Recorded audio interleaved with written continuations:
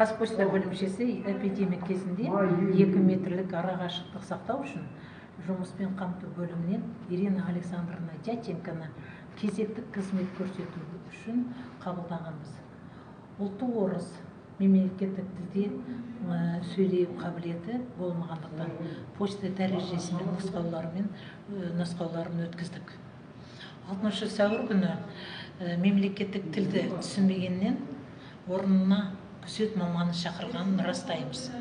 Бірақ та күзет маманы талонды алып беруге көмектесті. Талон түбіртек 2 тілде беріледі. Ол үшін экраннан қазақ тілі, міне орыс тілі таңдауға болады.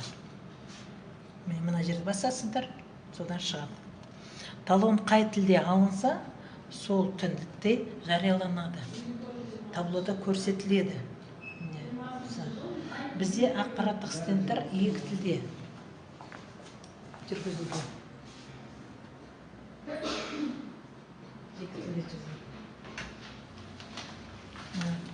Ирина Александра Дяченконы жұмыстан босаттық.